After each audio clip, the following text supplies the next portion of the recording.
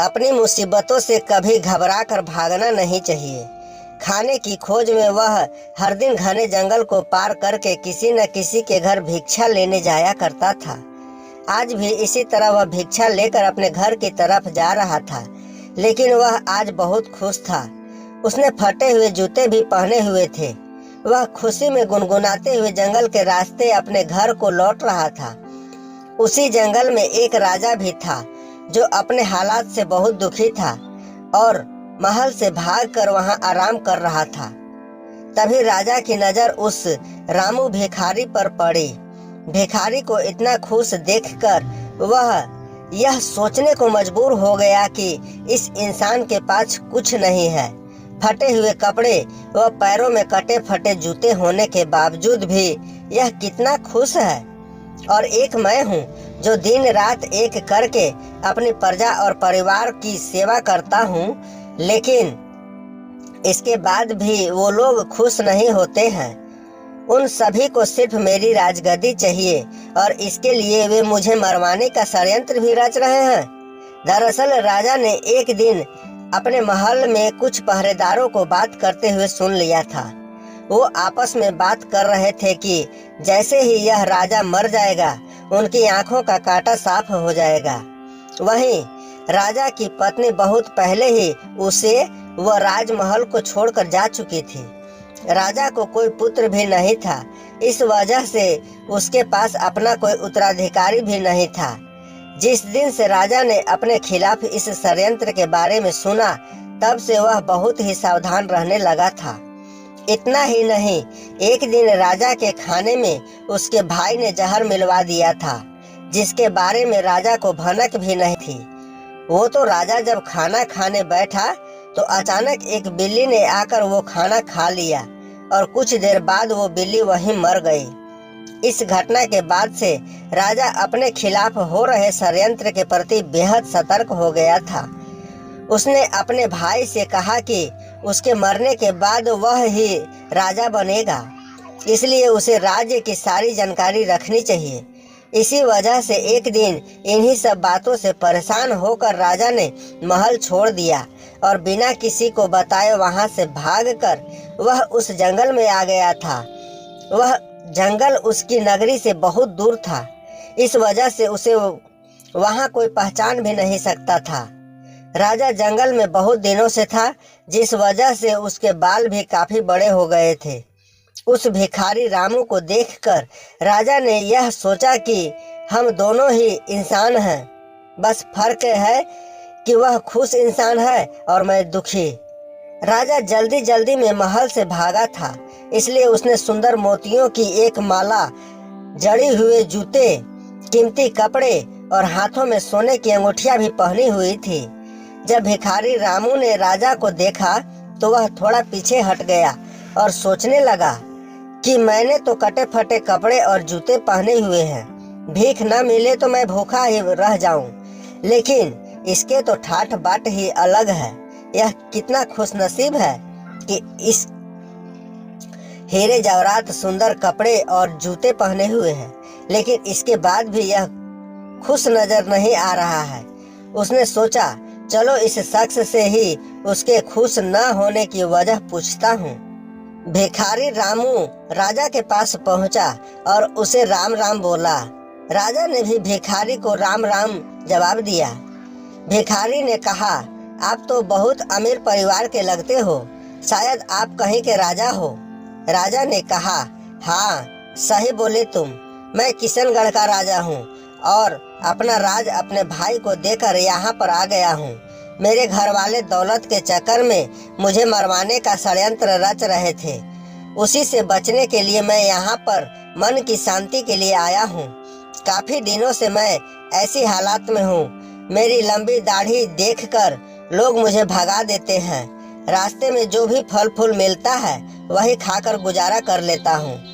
आज मुझे बहुत तेज भूख लगी है, इसलिए मैं इधर उधर खाने की खोज में घूम रहा हूँ। तुम्हारे पास अगर कुछ खाने के लिए है तो कृपया मुझे थोड़ा खाने के लिए दे दो। भिखारी ने मुस्कुराते हुए राजा की तरफ देखा और कहा कि अगर तुम मुझे ये सोने की अंगूठी दोगे तो मैं तुम्हें खाना खिला सकता हूँ। राजा यह सुनकर खुश हुआ। उसने अपनी अंगूठी भिखारी रामू को दे दी और बदले में उससे रोटी लेकर खा ली। भिखारी ने राजा से कहा कि तुम और मैं दोनों ही अकेले हैं, चलो हम दोनों साथ में चलते हैं। दोनों साथ में चलते हुए एक घने जंगल में पहुंचे। वहां पर वह आराम करने लगे। भिखारी रामू ने राजा से कहा कि आप कितने भाग्यवान हैं, आपके पास इतनी धन दौलत है, लेकिन मेरे पास कुछ भी नहीं है। फटे जूते पहने हैं। आपकी अंगूठी से मेरी बहुत सी समस्याएं दूर हो जाएगी। फिर राजा ने कहा कि मैं भी तुम्हारी ही तरह कुछ सोच रहा था। तुम्हें फटे जूतों की परवाह किए बगैर खुशी से अपने रास्ते की तरफ जाते देख मैंने सोचा तुम्हारे जैसा कोई खुश नसीब नहीं होगा। मेरे पास सब कुछ होते हुए भी मैं खुश नहीं हूँ। हम दोनों ही हालात एक जैसी ही है। फिर बातों ही बातों में उस भिखारी ने राजा से उसके राज्य की सारी जानकारी पूछ ली और राजा फैसला किया कि रात में जब राजा सो जाएगा तो वह उसके कपड़े और गहने लेकर वहां से भाग जाएगा। जब तक राजा सोया नहीं तब तक भिखारी उससे मीठी मीठी बातें करता रहा। रात को उसने राजा को खाने में बेहोशी की दवा मिलाकर खिला दी। इससे राजा गहरी नींद में सो गया। फिर भिखारी ने राजा के कपड़े व उसके सारे गहने पहने और वहां से भाग गया। राजा सोता ही रह गया, लेकिन रास्ते में उसे कुछ चोरों ने देख लिया। उन्होंने उसे राजा समझकर पकड़ लिया और उसके सारे कपड़े और गहने छीन लेते हैं। अब भिखारी के पास सिर्फ धोती ही बची थी। चोरों ने सब कुछ लूटने के बाद उसे एक पेड़ से बांध दिया और उससे पूछने लगे कि वह कहाँ का राजा है। अगर नहीं बताओगे तो तुम्हें मार कर यहीं फेंक देंगे। भिखारी ने चोरों से कहा कि वह राजा नहीं है। मैं अपनी लालची की वजह से एक राजा के सारे कपड़े और गहने चोरी करके पहन लिए थे। वह राजा अपने जीवन से दुखी है और जंगल में खाने के लिए भटक रहा है। चोरों ने उसे बोला कि वह नाटक कर रहा है। उन्होंने फिर से उससे पूछा कि तुम कहाँ के राजा हो।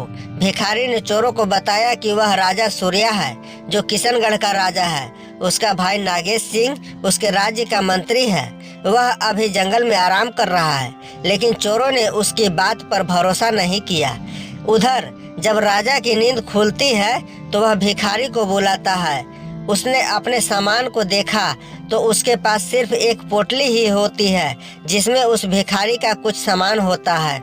दूसरी तरफ वो चोर किशनगढ़ के महल में पहुंच जाते हैं। वहां पहुंचकर वो राजा के भाई नागेश सिंह से कहते हैं कि उनके पास उनका भाई है। अगर वो उसे जिंदा बचाना चाहते हैं तो उसके लिए उन्हें 5000 सोने के सिक्के देने होंगे। यह सुनकर नागेश सिंह ने बोला, इसके लिए तुम्हें मेरे भाई को मुंह पर कपड़ा बांधकर राजमहल लाना होगा, तभी हम तुम्हें सोने के 5000 सिक्के देंगे।